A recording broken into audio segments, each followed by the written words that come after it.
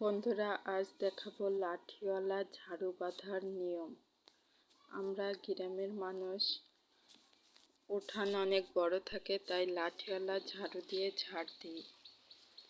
আর লাঠিওয়ালা ঝাড়ু দিয়ে ঝাড় না দিলে অনেকেই ঝাড়ুও দিতে পারি না। অনেকে বলে মাজায় ব্যথা, অনেকে বলে যে মুরব্বি হয়ে গেছি, ঝাড়ু দিতে পারছি না। এই জন্য বন্ধুরা, আজকে আমি আপনাদেরকে লাঠিওয়ালা ঝাড়ু বাঁধার নিয়ম শিখাবো। এই যে দেখুন, আমি একটি বাঁশের মাথায় প্রথমে এখানে এক টুকরা কাপড় বেঁধে নিয়েছি, আবার দিয়ে দিলাম একটা বোতল ঢুকিয়ে, এবার আরেক টুকরা কাপড় বেঁধে নিচ্ছি। তার মধ্যে কিন্তু ঝাঁটার কাঠিগুলো ঢুকিয়ে নিয়েছিলাম।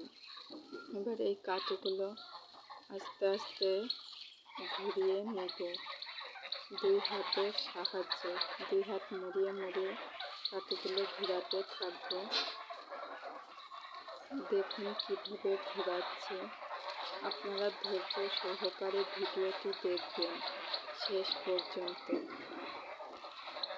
বন্ধুরা, চ্যানেলটি অবশ্যই সাবস্ক্রাইব করবেন এবং লাইক দিবেন, কমেন্ট করবেন, শেয়ার করবেন।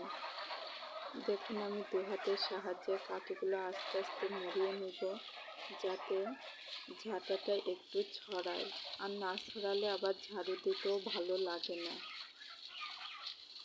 আপনারা ধৈর্য সহকারে ভিডিওটি দেখতে থাকুন, কেউ স্কিপ করে দেখবেন না, টেনে দেখবেন না।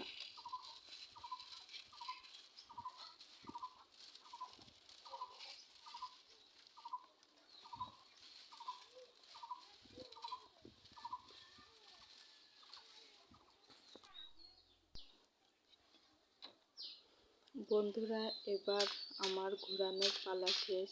এবার আমি একটি দাওয়ের মাধ্যমে কাঠিগুলো আস্তে আস্তে ঘা দিয়ে নেব, যাতে ঝাঁটার মধ্যে ঠিক পরিমাণে ঢুকে যায়।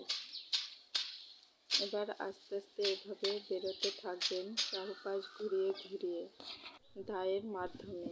আবার যেন আপনারা হাত দিয়ে করেন না, তাহলে কিন্তু হাতে ব্যথা পাবেন।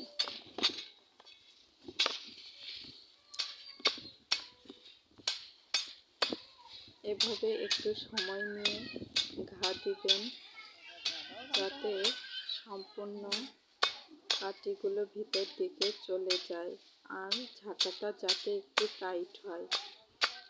এবার আমার যে কাঠিগুলো এলোমেলো হয়ে রয়েছে, আমি সেগুলো একটু একটু করে বাড়তি অংশটুকু ভেঙে দিব। এই যে দেখুন বন্ধুরা, আমি এখন ভেঙে দিচ্ছি কাঠিগুলো।